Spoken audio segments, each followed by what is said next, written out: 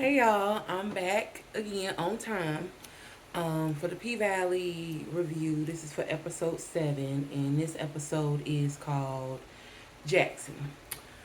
So, to start this episode off, first of all, I want to say I really appreciate a lot of the backstory and the foreshadowing that we're getting this season because it's really allowing the storylines to flesh out. We're getting a lot of character development and just the storyline itself, P Valley, and everybody in it is growing.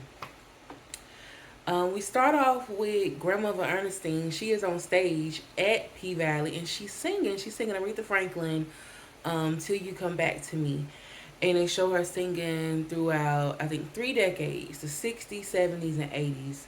And by seeing her on stage, you kind of get to see where Clifford gets his je ne sais quoi from, like where he gets his performance from, being able to get up and have the hair and the outfit and the colors and really draw in a crowd. But I also loved how Loretta Devine, the actress who plays Grandmother Ernestine, I love how she's singing and she sounds amazing. I think she's like in her 70s and she still sounds great. And she's an original Dream Girl.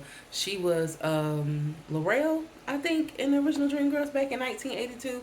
So to see her kind of bring everything full circle, no, I won't say full circle, but to see just how she shows up as an artist herself and see it bring forth into Grandmother Ernestine's character was great. It was amazing. I mean, I just really loved it. I also liked how, especially when we get the history between Clifford and Hailey, but even as she's performing and she's singing, we see kind of how like the Pink has always kind of had that part of it, like it's the underbelly, like the sneaky shit, or just I guess you could say, the illegal stuff. Because we find out that Clifford's granddaddy, I think, was shot in the club. And we see through like different scenes, like money is being passed. It really kind of gives this allure that the Pink has always been this place for like escapism. You go in there, you party, someone's on stage, they're performing, and it really puts you in this like trance like state of an escape, this euphoric experience, but then that also allows for other things to happen, which we see now with the Pink. With my granddad ain't supposed to be doing it, but roulette and all her other streams of income. Who else? Everything that's happened with Montavia so far, it just kind of alludes to that. Like there's always something bubbling underneath the surface, but the Pink is like this congregational place for people to come there and feel good. And it's not just a building to Clifford. And I always felt that way, especially when we knew from first season that it was Grandmother Ernestine's club first, even though she passed on all that debt to Clifford. So it's never just been about a building. It's history as well. Even though when we see him talking to Autumn, she's like she was offered 5 million, and she was like that's 1.65, and he was like ooh, and but she was like I'm not gonna take it, and he was like oh yeah we ain't taking it. It's like he had to catch himself to be like yeah I'm still supposed to be mad, but 1.6 million is a lot of money.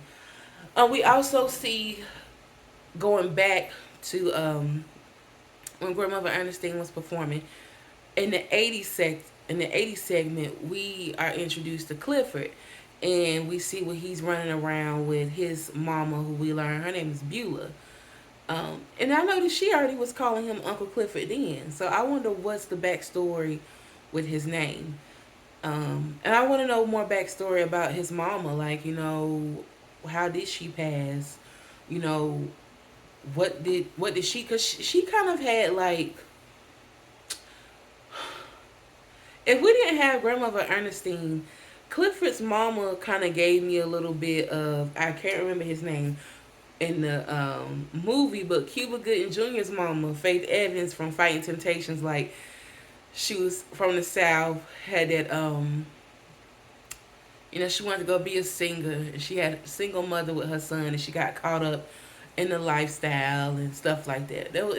She kind of gave me a little bit of that, but I was like, but I don't know, because it's obvious that Grandmother Ernestine is the star, or I don't know. We don't know how that plays together, but I'm looking at my notes as well. But I think just to start that, a I guess you can say a theme that I saw throughout this episode, and then we really see throughout the show, but especially in this episode, is motherhood. What we get from Grandmother Ernestine and Clifford, Beulah and Ernestine. Um, Later on, Mercedes and Terica, we get a little bit with Autumn and her baby. I mean, Autumn and her Hailey and Autumn, which is her daughter's name. Keyshawn and her kids and everything. So I really did see that as like the big, well, one of the overarching motifs of this episode. Um, with even to still be in that, going back to the beginning of the episode with Autumn, I mean Hailey and Uncle Clifford. I want to like Hailey, but it's like I know what you up to. She's very smart. She is an astute businesswoman, and she's very calculating. And and obviously, being where she comes from, she would have had to been that way. But it's kind of like hard to see her as endearing, especially when it comes to the aspect of selling the paint. Cause it's like she tried to get on Clifford's level, like, I know this is history, and I'm doing this for you, and I'm doing this for us and everybody. And I did appreciate her when she said she did acknowledge this is historic, but we also have to plan for the future. You can't just be living in the past because you repeat the same shit and you don't grow. But when she was like, "Oh, the money I got to do to buy the pink so that it wouldn't be up for option no more," auction. I got that money. I lost my baby because of that money. Not saying, oh, I traded her, but yes, I had that money, but I took a huge loss for it. In the meantime, I didn't realize that was a loss I was gonna have to pay. And Clifford, it was kind of like harsh, but then I understood, and he was like, "Hailey, your baby gone. Like, the pink is still here. Your child is gone. So you're not really doing it just for your child. You have other reasons to be doing it." But just like when he said, "Don't try to piss in my mouth and call it Kool-Aid." It's just like, Hailey, girl. Now that, I mean, I'm sad that she lost her baby, but Hailey. Uh, we I'm gonna be all over the place. We're not gonna be going in order because I don't think I took my notes in order. But we see Lil Murder. He is at home. Well, at Clifford. Someone we saw when he came. When he came over there after Ticket took his life. He's over there with Clifford and Grandmother Ernestine. We've pretty much confirmed that Grandmother Ernestine is sick with COVID. And Lil Murder's over there taking care of her. Like, he's on top of things. He's talking to her. He is cooking for her. I mean, he cooked her a nice meal. What was it? Smothered pork chops, candy yams, cornbread, and collards. Because she said that chicken and dressing that Clifford made, it wasn't good. And I was like, Clifford can't cook. I mean, I can't cook too. Clifford can't cook. We're not that good. Um, I really love how the character development for Lil Murder is like really great because yeah, we can tell he's from the streets and he's trying to be a rapper and he's got this whole kind of like thug persona, but he's very sensitive. He's very intuitive to the people around him, and he knows how to keen in on those sensitivities and like kind of feed them or take care of them in a way. So that's good.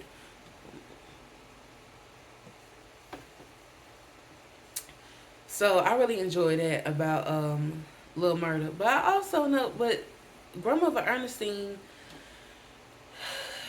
I think it's kind of foreshadowing that she is going to pass because she's seeing, first of all, she saw her daughter and her deceased daughter back in the first scene when she finally comes to, when she comes out of kind of like her trance or just kind of her remembrance of singing on stage at the Pink.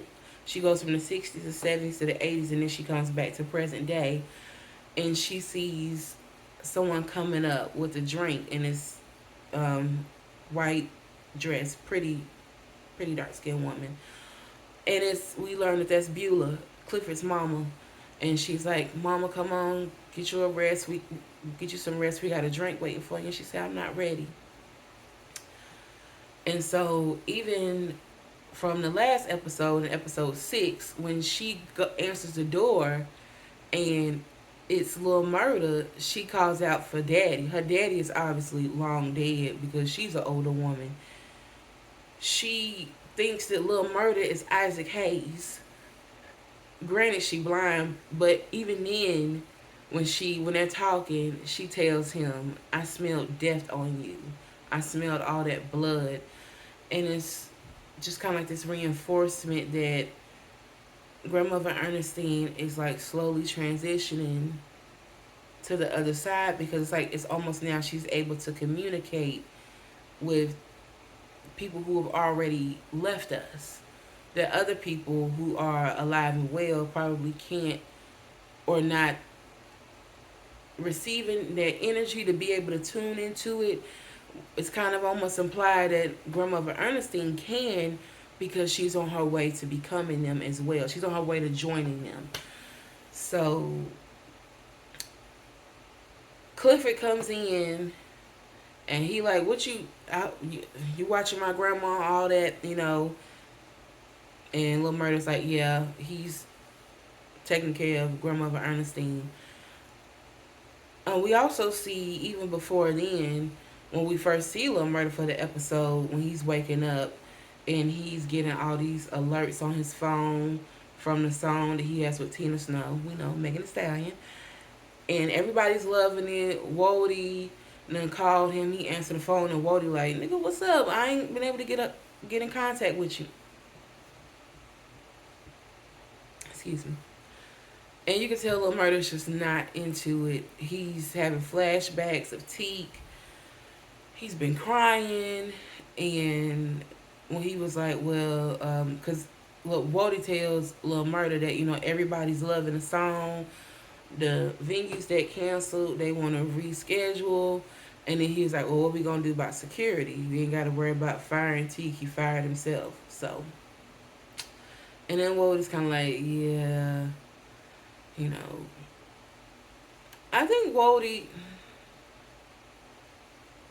I think he's sad. I'm not going to say, I think he's, empathetic to the situation, but I think he like, well, that situation corrected itself, I think he's also looking at it from that perspective. So I could be going out of order. I probably am going out of order, but I'm gonna go to the next scene. I'm gonna come back. We see Keyshawn and Derek and the kids at the Piggly Wiggly, and he like, let's get some moon pies. And it's like Keyshawn is just so beaten down, and he is trying to make light of the situation. Like, babe, let's get some moon pies. I'm gonna go get Regal them little Prada booties. And she's like, Derek, for what? She gonna outgrow him. And he's like, Keyshawn, I'm trying. And it's like, I'm like, you got the nerve to be mad or try to get upset that she's not responding to your, like, bullshit way of trying to scurry over like you just whooped her ass. Like you drug her ass through the house, okay, and had the iron at her face. She was about to burn her, and because she's not, yes, Derek, you like are upset.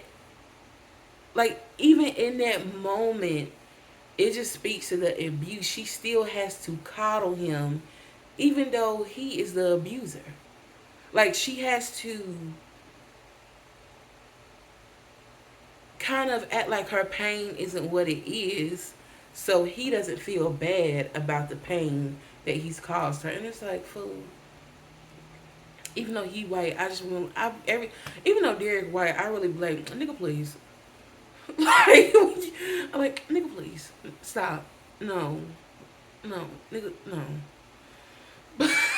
But she happens to see Autumn, and I'm like, Autumn, how you just happen to be Hailey?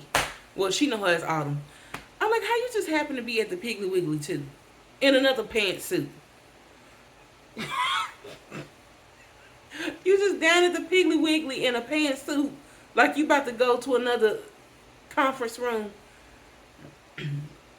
I was like, Autumn, Hailey? Are you watching Keyshawn from afar to like to try to make sure that she not in trouble and stuff? Is that what you're doing? Because you was just conveniently at the Piggly Wiggly.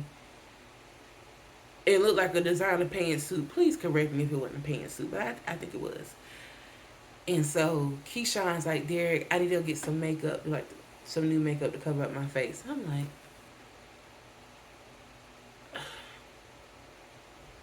let me go to the other aisle to go get me some Fenty, even though they ain't got no Fenty in there, to cover up you beating my ass. Like, why is that y'all conversation? Oh, it's just not right. So she's over there with Hailey, and she shows her face, and she was like, "Why didn't you use my gun?" And she was like, "I couldn't do it." And she was like, "There's more than one way to leave." Like, I don't want to say that Keyshawn likes being a victim. I don't, but I think that Keyshawn has somehow internalized that the way people are wanting to protect her, Diamond, Clifford, Hailey, it still feeds something for her, this desire of being wanted and being loved. Because we saw in her episode, she doesn't get that, or she hasn't gotten that for a very long time.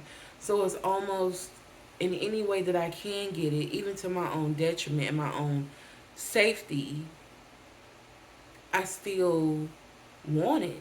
I still want to feel as if somebody cares about me. It's just that with Keyshawn, people are able to show it because of the abuse she's enduring. And it's like, girl, there's other ways to be validated. Validate yourself.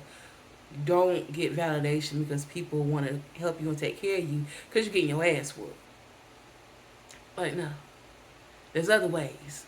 It ain't got to be just that way because that shit hurt. I ain't speaking from experience, but I'm just saying. Not like partner or relationship violence, but Keyshawn, there's other ways, baby. Um, I think, well, Derek, I was like, is Derek watching her? Did he pinch one of the babies to make them start crying or something? Because he was like, she been over there too long. I don't know what she doing. Get back over here in case you might be thinking about leaving me in the store with these kids. Keyshawn, like he give her like a little like a 45-second window, and he like, get back over here, get back over here. I'm gonna go to Mississippi, not Mississippi, Mercedes and Terica. We find out Terica is pregnant, and Mercedes, I think this whole situation is requiring her to step up and be Terica's mama in a way that she never has had to be before, and I don't think that she truly is ready for it.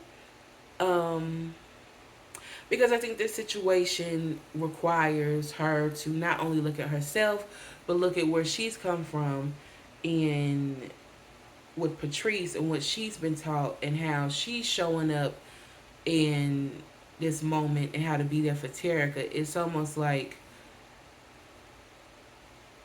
all of the generational curses and decisions are like right there at the forefront, and it's like, damn, what do I do now? This is like kind of more than I expected. And I think like for a lot of people when they go into parenting, I truly believe a lot of people when they start having babies, they don't think past the age of 5. They just think about the cute pictures, the maternity photos and everything. And so I think Mercedes is ready to be a mama to Terica, but I think she doesn't realize that also being a good mother and a good parent is looking at herself, self reflecting, being honest in how she might show up and how she herself might be passing along a lot of toxic traditions and how to stop that and how to see when or if it shows up in Terica, what to do differently to address it and eradicate it than what was done for her. And I feel as if that's very hard because a lot of times that requires you yourself to have already done your self work, which we see Mercedes hasn't. And not to say that she's not a good person, but she's still working on that. I feel as if she's got to play catch up, not just for Terica, but for herself. And it's kind of a lot more than she bargained. Um, they're kind of thinking about, what to do with Terica's pregnancy. Shell is on. Well, Shell don't know she's pregnant, but she on the phone, kind of like trying to chastise Mercedes, like, "Oh, she already been over there for 2 days. You need to bring her back." And Mercedes like, "No, it's been 3." And your drunk ass, you need to sober up because I remember what you said. You said that you have to look Cortez's mistake in the face every day, which is Terica, and you only took her to be loyal to him. And I'm like, be loyal to a nigga that had a baby on you with a teenager? Ma'am, no, no, no, no, no, no, no. So Mercedes is pretty much like, I got this. So you know what? She can stay with me another day or so. We good. But she doesn't. Of course, she doesn't tell Shell that she's pregnant. Um, they talk about going to TCBY, which is like I think a frozen yogurt place. I think Mercedes had it in her mind the whole time. Yeah, we gonna go. We gonna drive en route to TCBY, but we gonna go head on over to Jackson, so we can go to the abortion clinic and see what your options are. Um, Mercedes wanted her to have an abortion. I think not just to be like in a selfish way or I don't want you to have this baby, but in a way that I think Mercedes is just now trying to build a relationship with Terica. And I don't think, I mean, to be completely honest, I don't think that she wants to be a grandmother now. And I don't think she wants Terica to fall down that same route of repeating generational curses. And also, with her and Terica working on their relationship, excuse me, I don't think she's interested in potentially sharing Terica with someone else, even if that is a grandchild. She's already lost so much and missed out on so much that now that she is able to be there, she wants Terica to herself. I think the same way that Terica wants Mercedes to herself. Um, but the way that Terica talks to Mercedes is almost like big sister almost. I mean, because she was singing along the WAP. Her little baby daddy was calling Keelan another little 14-year-old. And even their conversation, you can see how Terica is just still so much a child. Like, really, she doesn't even comprehend, like, the huge weight of what she could possibly be in by her becoming a teenage mom. The fact that she thinks that her little 14-year-old boyfriend can get a part-time job. No, baby, labor laws. And he can take care of the baby off of a part-time job. You can't really take care of a baby on a full-time job. I don't even know of a full-time and a part-time job. Mm. But when she told Mercedes that Mercedes was jealous of her because she got somebody who love her, and she don't. All she got is the men who just come and see her dance. And Mercedes slapped the hell out of her.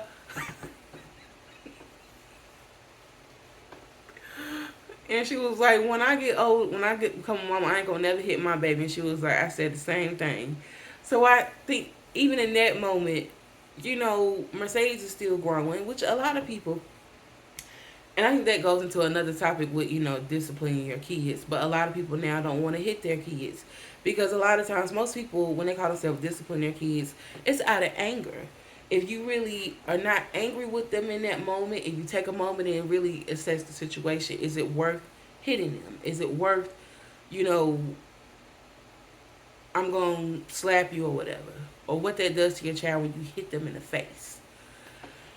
So, and Terica got this little picture that her little boyfriend drew of her or whatever. And, she's 14. Those things are easily impressionable. So, it's like, no. And then they stop somewhere where, Terica's throwing up. And Mercedes is like, you need to figure out what you want to do. And she's like, I don't know. And they're talking about, that's when we hear that Terica's, one of her little friends, mama told them that if you have an abortion, it gives you cancer. And I was like, all them little old tales that really just be saying nothing, absolutely nothing. And I think it just speaks to how young Terica is, that she believes that, or she thinks that that's possible. And Mercedes is like, no, but you can have high blood pressure and all that stuff when you give birth. It happened to, Beyonce and Serena. I was like, okay, I see how they threw that in. They're referencing a lot of pop culture. But I think, for a child, you got to get on that level. And, when you say somebody that they like, be like, oh, it happened to them. Oh, my God. So people like, oh, they got all that money. How can that happen to them? And it's like, money does not keep you from getting sick. I mean, it can, help you to have better health, but it can't prevent you from dying. Like, everybody got to die. But I know I'm all over the place with this review. I'm not going linear down the whole episode, so please forgive me. But they do end up at the abortion clinic. They're talking to, I'm assuming, the nurse. And when they walking in, they got all the pro-lifers out there, just trying to discourage them. And Mercedes is like, they pro-life till you had a baby. And Mercedes turns around and she sees Patrice. And I think she is thinking how she's handling this, how she's kind of like, obviously for the abortion. Is she being kind of like too aggressive and not letting Terica feel as if this is a decision for her to make as well? And we can see how overbearing and pretty much abusive Patrice is. And I think Mercedes is trying to figure out, am I doing this? Am I repeating the same thing with my child? And they have to wait 24 hours in order to make the decision. But during that time, I think they go to the diner, and that's when we get another flashback of Mercedes and Patrice. Because Terica has to go use the bathroom. And not Patrice. I think Mercedes just happens to look over, and it takes her back to when she was younger, and they were at the diner eating, and Patrice ass didn't have enough money to pay for the food. And she was like, and then she like kind of flirting with one of the men in there, and she tells Mercedes to go and do that thing. And this is what confused me, because Mercedes was like, mama. And she pulls out her wallet and she has money. And Patrice happens to see a condom in there. And she's like, what is this for? And she was like, this is for my boyfriend Cortez. He loves me and everything. Patrice commits to beat Mercedes' ass in public in front of everybody at the diner. And I'm like, but Patrice, you told Mercedes to go do that thing. And I'm like, what were you wanting her to do? Like, you as a mama was already about to pimp your baby out for some free food. What was she? Patrice, I see why Mercedes beat your ass in that jail cell in front of an audience because you beat her ass at the diner in front of an audience. Patrice, see, Patrice one of them women who they live their life doing all bullshit and they get old and want to wrap themselves up in scripture and think that that erases everything without actually being sorry for what they did and apologizing to their child, taking ownership of what they did. It's like, well, I'm your mama. I didn't know better, and you should forgive me. Fuck that. Fuck that. Fuck that. But what else? And so, y'all, I'm kind of loot. I'm thinking, what else happened? Cause I see my notes and I know I'm going out of order. Um,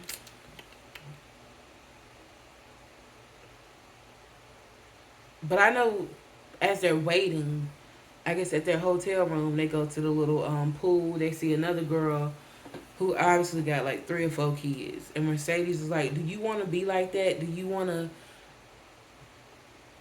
have to do and be responsible for all of that so young? Like you got your whole life ahead of you, and you just know that once again, Terica is really wrapped up into this fairy tale. Well, I can do that, and this will be another way for kind of. And I think in her mind, if she does have the baby, it's a way for her and Mercedes to bond over the baby. And it's like, no, you, Terica, you only 14, like, you know. And the fact when they go to the abortion clinic, she's 14 weeks. She's almost at the cutoff to where she can't have the abortion. And Terica doesn't even know that she doesn't know when her periods are, and she doesn't even understand that, to know that when you are having sex and you do miss a period, that can be indicative of you being pregnant. Like, she doesn't even understand that. And it's like, this child is so unprepared, so unprepared.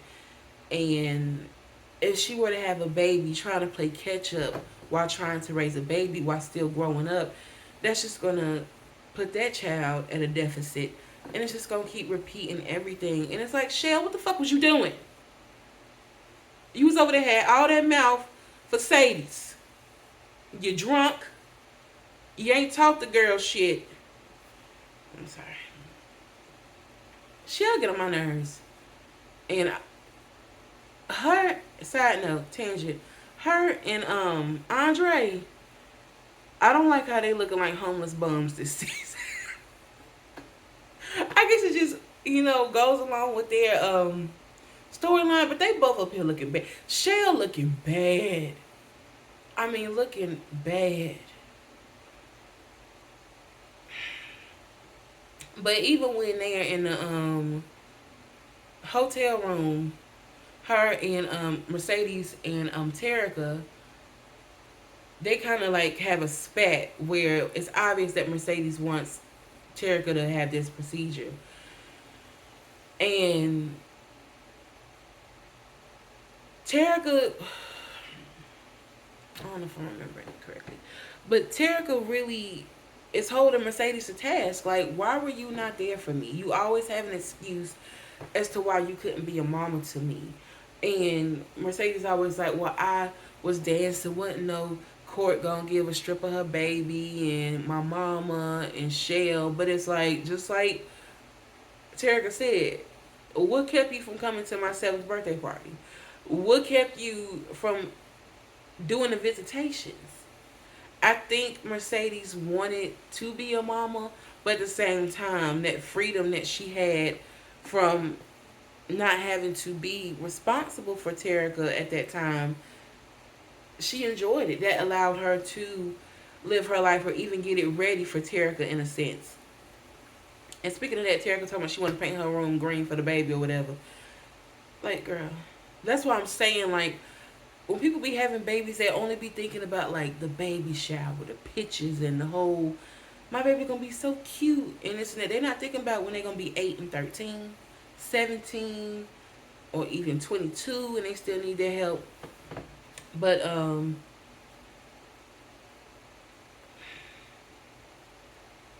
Terica, she locks herself in the bathroom and she already busting out her clothes. She really can't even fit them no more because the baby taking up all the room.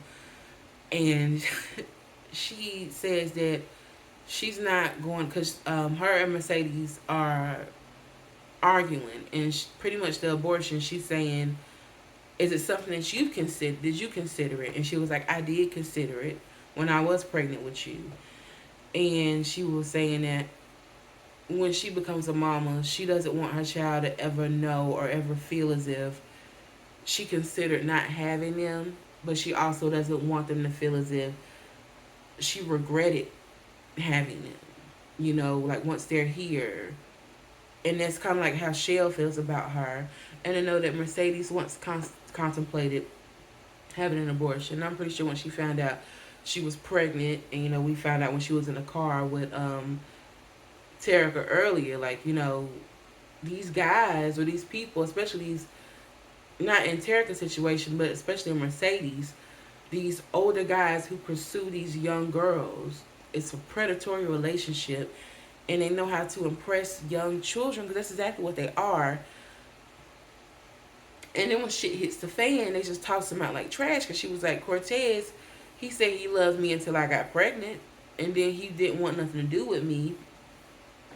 So I know you think shit is good with you and your little boyfriend now, even though he say he wants to keep the baby, but we'll see. In real time, we'll see. And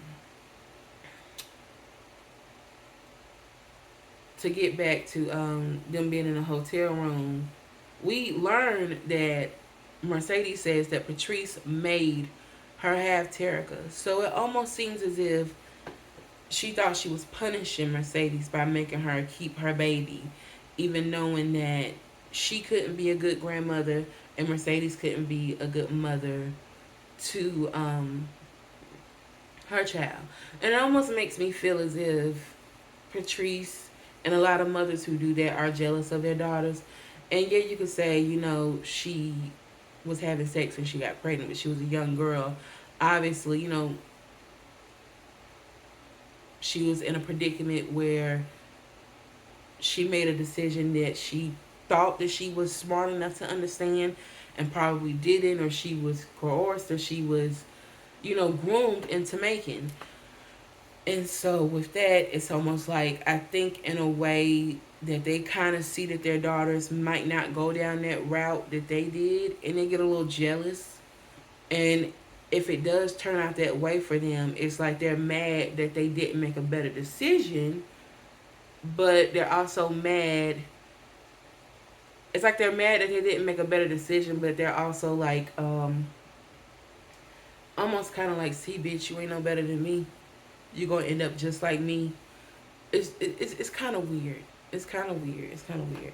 But I think I'm skipping over something. I think I'm missing something, but I can't remember. But towards the end of the episode, we do see that Mercedes, well, Terica, I think from Mercedes' perspective, she doesn't want to keep making Terica feel as if she's forcing her to do it. So at the end, she says, Terica, I want you to make this decision. And she kind of really like pushes forward that she really wants Terica to make this decision by making, like, allowing her little 14-year-old ass to drive the car. And so she said, we either going back home to Chuckalisa or we going to Jackson. And Jackson is where to get the abortion. And they go to Jackson. And Mississippi is not Mercedes is smiling. And I think she's smiling because she's happy that Terica doesn't have to go down this road. Terica's making this decision on her own. And this is her and Terica can really grow their relationship. And just this instance alone is going to build a trust in Mercedes that Terica never had before, and feeling that she can really rely and depend on her mama in a way that she never has been able to before. And towards the end, when they go back to the hotel room, and obviously the procedure's done because she's laying down, she like, Mama, am I gonna go to hell? And she's like, Baby, if you're gonna go to hell, I'm gonna be right there with you. So it really, it's allowing Terica and Mercedes' relationship to, yeah, we can say it's over something tragic or, but I think, teenage pregnancy is something that obviously Patrice went through, Mercedes went through, and we didn't want Terica to have to go through that. So being able to be with Terica in this moment and guide her on this very hard decision and be there throughout the way, even though they argued and they had back and forths, I'm pretty sure it's going to make Terica feel much more stronger and turning to Mercedes as her mama because it's something she always wanted. And even back to when they were in the hotel room, Mercedes kept saying, "Oh, I did all this for you. I was stripping on the pole so I wasn't just hoeing. I was home, pretty much hoeing with a purpose, so I can get the gym." But Terica was like, "But I just wanted you to be my mama." And I think that in that way, Mercedes, in a way, was trying to. She wasn't just doing that for herself. She wasn't just doing it for Terica. She was doing it for herself to make herself feel better about what she was doing, to make herself feel better about Terica. Like I think a lot of people do that. Like women who may have babies, who people say, "Oh, you shouldn't have had that baby. You ain't gonna be nothing." They really pour into their child to show, "See, my child is a prize. She wasn't a mistake. She or he is doing this or that." And I think that's kind of where Mercedes was coming from. Um, to get back into Grandma Ernestine and Clifford and Lil Murder, I'm forgetting people's names. We we get to Clifford's room where they're like going through his what they call it, the lair, like all his old clothes because they gotta find something else for Lil Murder to wear because before then they're in the kitchen. Lil Murder had fixed Clifford a meal, and he like it's good.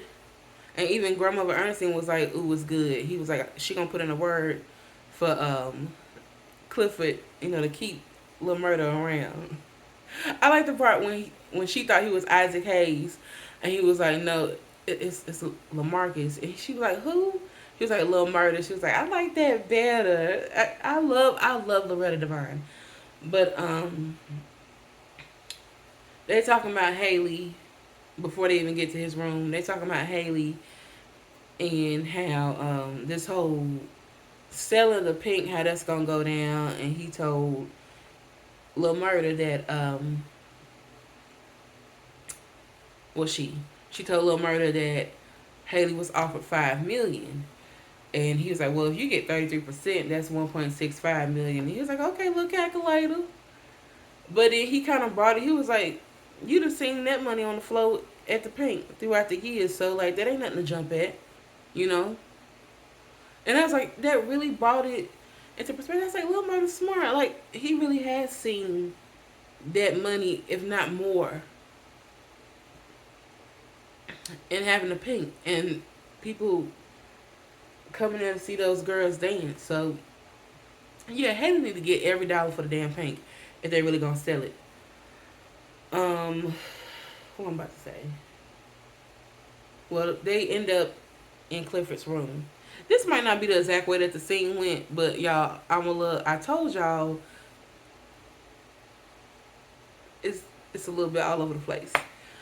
So they get in Uncle Clifford's room, and they going through like all these clothes and costumes, and they trying to find him clothes, and it was like an old ass Sean John shirt, and he was like, that's like an X trade shirt.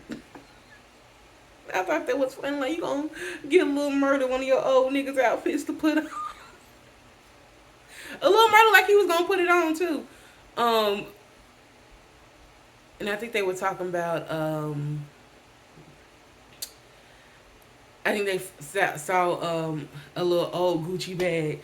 And Lil Murda talking about Gucci. Is this 230 something BC? Because it was so old. And he was like, that was my first pocketbook, and I would always wear that around. And if anybody picked on me, mama would beat their ass with it. And that's when Lil Murda's like, so you've always been like this, open. And he was pretty much like, yeah, but being open like that, has left him in a very lonely place because you're in a small town.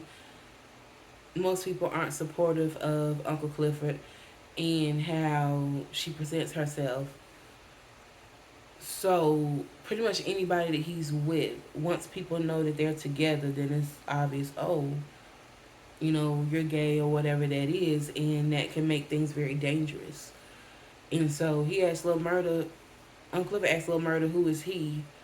And he's like, what the world won't allow me to be.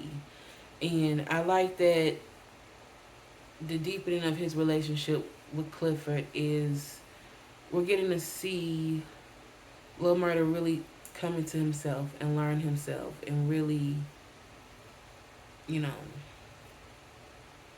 the development of the characters I really enjoy. Um, they playing around with the clothes, and I can't remember. I can't remember why, but he was something about Cisco, and Lil Murda tried to act like he didn't know who Cisco was. So they hear a noise. Lo and behold, Grandmother Ernestine got out the house. We thought she had gotten a car because it went to the scene of Mercedes and Terica in a car, but no, she done went through the woods. Um, they finally, they're trying to find her, and they're following where her clothes are, her slippers and stuff. And Grandmother Ernestine went down by the riverside. Down by the riverside. She down there by the Mississippi, because they in Mississippi. And it's really foreshadowing that Grandmother Ernestine might really be about to leave. Because, she's saying that she's ready. And, she's trying to get to Beulah, which is, and Lamar's like, who is that? And Clifford's like, my mama. But, she's dead.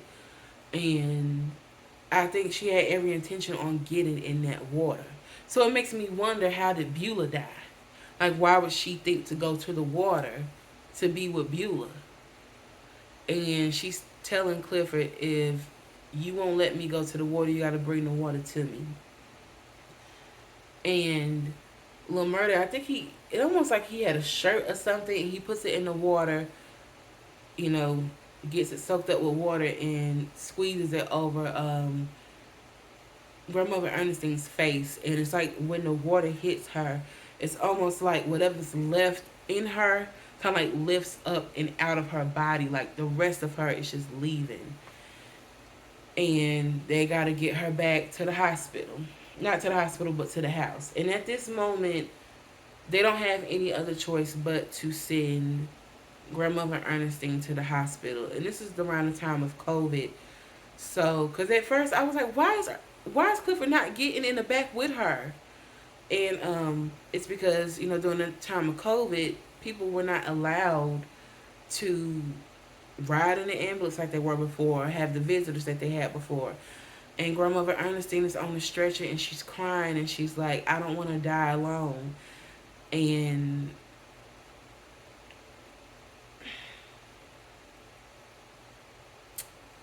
I'm not, that's just something personal. But she was like, I don't want to die alone. And she's crying, and Clifford's crying because he can't be there with her. And everybody kind of feels that Grandmother is just slipping away, like just slipping away. And it's kind of hard to hold on to her. Um,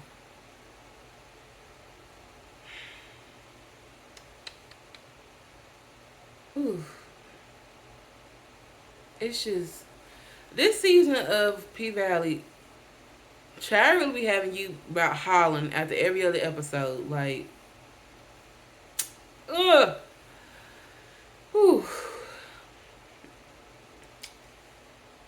But we cut to Clifford. He's Clifford is in the bathtub in the shower crying. And you know when you in the shower, you do one of your ugly hollers because the water already running. The water gonna kind of, the sound of the shower is gonna kind of like cover up you screaming and hollering. So you really be in there snotting. And so Clifford comes out the shower. Little Murder, trying to pick his spirits up. Little Murder then got the little feathers around the neck. He done put on, little stuff and dancing to thong song to reference to the Cisco. And to really try to build up Uncle Clifford's spirits. And so they laugh and they play around and they both fall back on the bed. And Uncle Clifford is just really emotional. And so he rolls over, like, because he doesn't want to cry. And so Lil Murder, he like, and he reaches for Clifford to roll him back over. And they start kissing. That damn Lil Murder, he about to be the king of foreplay. He know how to get somebody in the moment, and he know how to kiss them. I'm like, he pulled that same shit with Teak. He know how to put his lips on somebody, cause them kisses be deep and passionate, the whole face. But then when they in the moment, and Clifford goes over to get the lube and the condom, Lil Murder say, I said, Lil Murder, I ain't trying to be funny anymore. I was like, you use the condom with Teak. Shit. Y'all, I ain't gonna lie. I really did want Teak to survive. And I did love Teak and Murder. I just wish, obviously, he was gonna be with Uncle Clifford. Like, it was kind of like, I, I want you with Teak, then I want you with Uncle Murder. Not Uncle Murder, Uncle Clifford. It's Lil Murder. But I was like, wow, this is how, like, I guess in love he is with Clifford. He's willing. I think this was his first time ever being, penetrated. And he wants to have this moment with Clifford. But he said, no, I want to feel you inside of me. Oh, Murder! No, you didn't. And the uncle was like, nigga, you clean? Like, you good? He was like, yeah, I'm good. And I love how in these moments, especially with the male, like the gay love scenes, it's really adding a softness and a sensualness and safety to it that makes it so much more sexier. Like, you really be in the moment, like, ooh, I'm getting hot and bothered. Like, I want somebody to take their time with me like that, make love to me like that. It's so, and I love how, because especially like I said, a lot of times with gay porn, it's like straight to fucking, like bend over, grab the ankles. But I love how they show in this segment, especially with the Teak and Lil Murder and Clifford, like there's so much more to sex than just penetration. There's kissing, there's touching, there's rubbing, there's licking, there's sucking, there's the breathing, there's the looking into each other's eyes, the position, or even the colors and the ambiance that's created in the room, or if they got candles burning. Like, there's so many other steps to take that once you do reach the penetration, that's what makes it feel good. That's what makes it what it is. Like, you just go from kissing to putting it in. It's like, no. And I love how they use an actual lube. It ain't no spit. And I'm not saying I'm against, that. Do what you want. But it kind of gives this thought that, like, I'm prepared for you. Like, I want this moment to be just as enjoyable for you as it is for me. And I love how the same thing with Lil Murder and T Clifford did for Lil Murder. Like, you see them, like, when he's about to put it in, he's kind of like putting, like, he a little bit at a time, like, to kind of prepare him, like, you ready? Like, you ready to receive me? Like, are you ready? Do you feel safe in this moment? You want it just as much as I do, and we are on the same accord. And it's like he's pacing it, giving a little bit at a time, and then he gives it all to Lil Murder. And Lil Murder, it's like the way he's just surrendering to Clifford. And it's like, okay, Clifford, I didn't know you could lay the pipe. Clifford, I didn't know you could do that. I didn't. Clifford over here laying pipe. Okay, I'm Clifford. And like they really getting into it. They got, they matching each other's stroke. And Lil Murder is whispering into Uncle Clifford's ear, fill me up, nigga. I'm like, y'all, Lil Murder and Uncle Clifford went half on the baby. They went half on the baby. Okay? Clifford, you are the father, okay? They went half on a baby. And I'm loving how, like they panning out the whole thing. I was like, I know that ain't Lil Murder's legs wrapped around Clifford's back. Like, you gonna sink and fall all up into this good. Yes. Because in other scenes, they're like kind of simulated a little bit. You see the body a little bit, like, no, you see the whole thing. Like Rashida said, Uncle Clifford had Lil Murder's legs to the moon. Put it on him, make him want to marry me. But, I'm still mad why she had that damn chicken in that video. That shit made no damn sense. Rashida, why the fuck did you have that chicken in that video? But but for real, I love the love scenes. I love especially the scenes that Lil Murder getting all the action this season. Okay? He getting served and he's serving. He getting all the good and still over there looking like he about to holler. But even you know, after their love making and they're talking, after you get it put on, you get that pillow talk. Lil Murder's like, why did you take me in when I came back? And he was like, because you needed me. And Lil Murder's he's about to start crying and he's about to start opening up about why he came back and about Teak. And Uncle Clifford said, when you ready, I got you. And I just like how that was a full circle moment. And because Lil Murder was the same thing for Teak. He was broken. Teak was broken. And Lil Murder in that way just wanted to make him feel good, make him feel wanted, make him feel loved. And throughout that whole sex scene with Teak, he took care of him. He kissed him. He embraced him. He made it feel good for him as well. And throughout, he's reassuring him, I got you. I got you. Even up until the last moment when, Teak ended his life. And here is now, Lil Murder is in need. And so is Uncle Clifford. But now Uncle Clifford can be there for Lil Murder in the way that he was for Teak. It's like one hand wash the other. I take care of you, you take care of me. And just the emotional vulnerability that's being shown in this show, especially amongst, the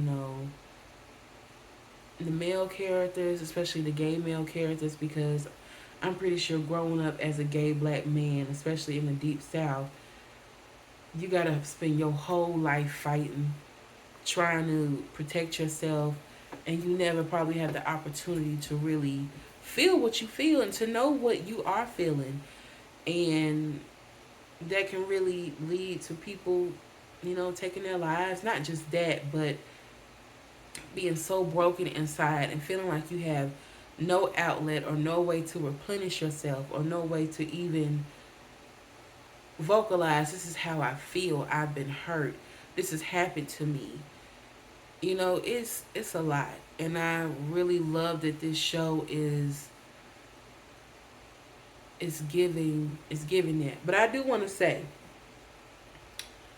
if we gonna have some lesbian scenes, I want it to be just as sexy. And I'm still waiting.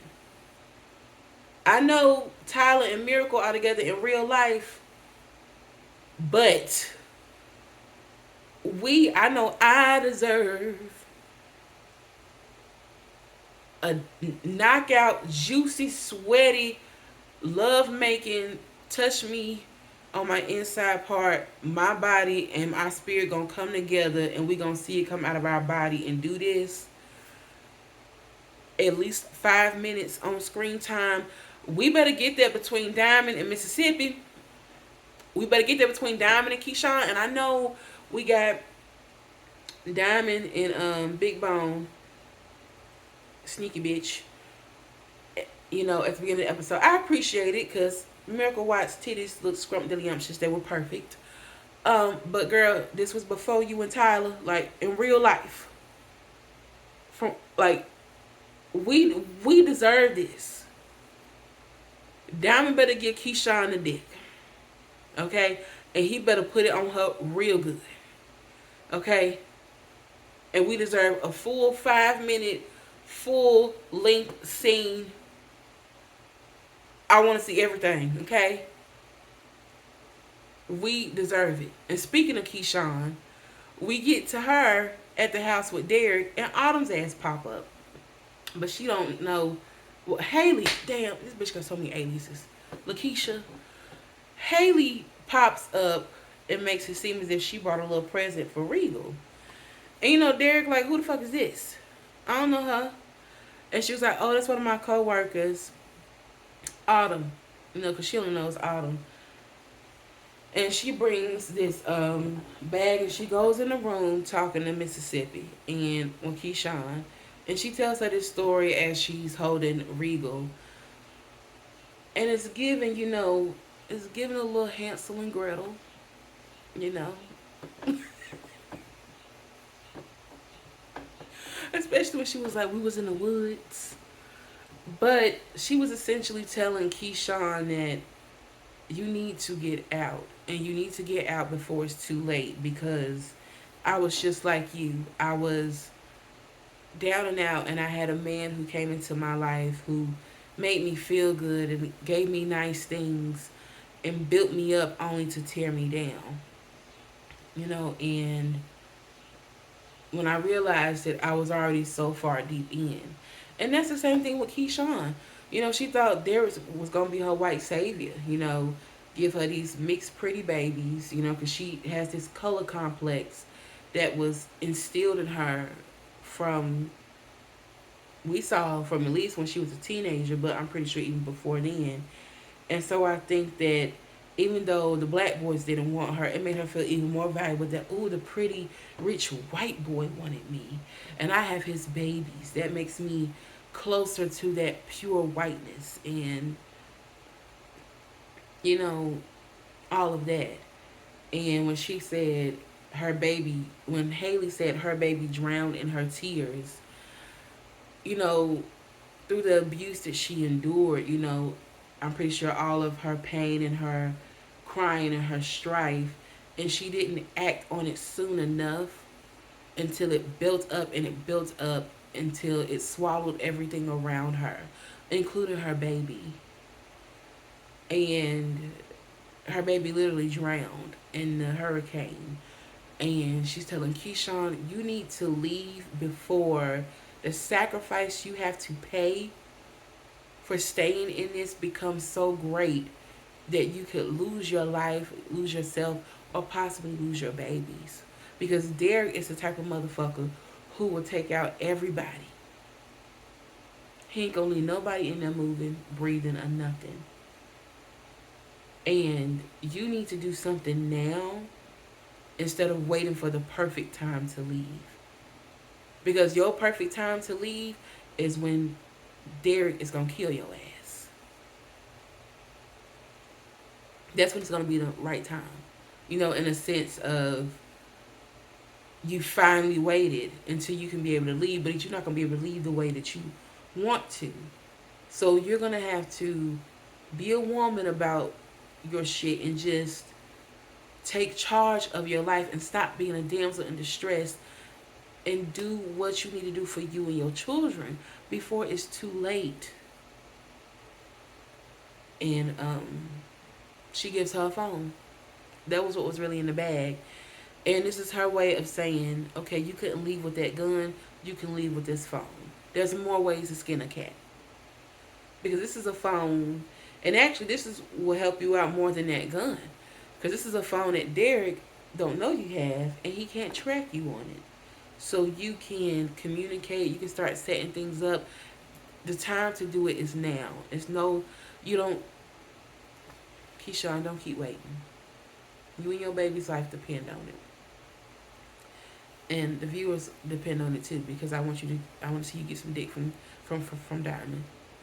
Yeah, you deserve it, and I deserve to see it. Yes, but this concludes my review of season 7. No, season 2, episode 7 of P Valley Jackson. I hope y'all enjoy it. Leave a comment. Let me know if you liked it. I will be going back to do the other episodes, but yes. Thank you all for watching.